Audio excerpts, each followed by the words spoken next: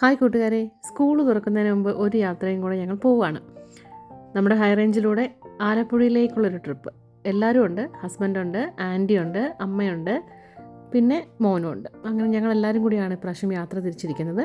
School തുറക്കുന്നതിന് മുമ്പ് ഒരു യാത്ര കൂടെ പോകാമെന്ന് പറഞ്ഞപ്പോൾ ഇവനും വളരെ ഹാപ്പിയായി. അതുകൊണ്ടാണ് ചിരിച്ച് സന്തോഷത്തോടു കൂടി ഈ വീഡിയോ എടുക്കാനൊക്കെ സപ്പോർട്ട് ചെയ്ത് നിൽക്കുന്നത്. ഹൈ റേഞ്ചിലെ വഴികൾ മനോഹരമാക്കുന്നതിൻ്റെ ഭാഗമായി പണികളൊക്കെ നടന്നു വരികയാണ്. ഇത് തീർന്നു കഴിയുമ്പോഴത്തേക്കും എന്തായിരിക്കും റോഡ് അടിപൊളി. എന്നിട്ട് വേണം ഒരു യാത്ര, കലക്കനൊരു യാത്ര പോകാൻ. ഹൈ റേഞ്ചിലെ യാത്രകൾക്ക് എപ്പോഴും ദൃശ്യഭംഗി ഒരു ഇമ്പോർട്ടൻ്റ് ആയിട്ട് എടുത്തു പറയേണ്ട കാര്യമാണ്. വളരെ മനോഹരമായ പച്ചപ്പിലൂടെ നമ്മൾ അടിപൊളിയായിട്ട് യാത്ര ചെയ്തു.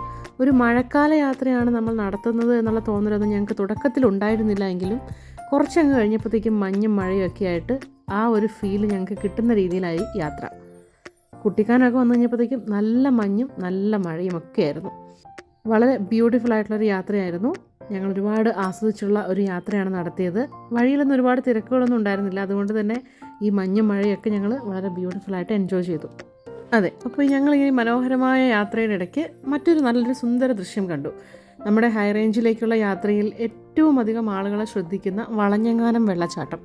നിരവധി ആളുകൾ ഇവിടെ നിർത്തി ബൈക്കിലും കാറിലും ഒക്കെ എത്തിയിട്ടുള്ള ടൂറിസ്റ്റുകൾ ഇവിടെ നിർത്തി ഫോട്ടോസ് എടുക്കുകയും ഈ വെള്ളച്ചാട്ടത്തിൻ്റെ ഭംഗി ആസ്വദിക്കുകയും ഒക്കെ ചെയ്യുന്നുണ്ടായിരുന്നു. ഞങ്ങളൊരു അല്പനേരം അവിടെ നിർത്തി. അങ്ങനെ ചങ്ങനാശ്ശേരി എത്തിക്കഴിഞ്ഞപ്പോൾ ഞങ്ങൾക്ക് എല്ലാവർക്കും വിശക്കാൻ തുടങ്ങി. അങ്ങനെ ഞങ്ങൾ നല്ലൊരു ക്ലബ് ബാർബിക്യൂ എന്ന് പറയുന്നൊരു റെസ്റ്റോറൻറ്റ് കണ്ടുപിടിച്ചു. ഒരുപാട് വെറൈറ്റി ഡിഷസൊക്കെ കിട്ടുന്ന ഒരു ബ്യൂട്ടിഫുൾ ആയിട്ടുള്ള ഒരു റെസ്റ്റോറൻ്റ് ആയിരുന്നു. ഒരുപാട് വെറൈറ്റി ഡിഷസിൻ്റെയൊക്കെ പേരുണ്ടായിരുന്നുവെങ്കിലും നമ്മൾ കറങ്ങി തിരിഞ്ഞ് വീണ്ടും അൽഫാമും ബീഫ് ബർഗറും ഒക്കെയാണ് നമ്മൾ ഓർഡർ ചെയ്തത്. എന്തെങ്കിലും ഓർഡർ ചെയ്ത് കഴിഞ്ഞിട്ടുള്ള കാത്തിരിപ്പ് അത് കുറച്ച് ബുദ്ധിമുട്ടാണല്ലോ. അപ്പോൾ അവൻ്റെ ഒരു അക്ഷമമായ മുഖം ഞാൻ ക്യാപ്ചർ ചെയ്തതിനാണ് അവൻ ദേഷ്യപ്പെട്ടത്.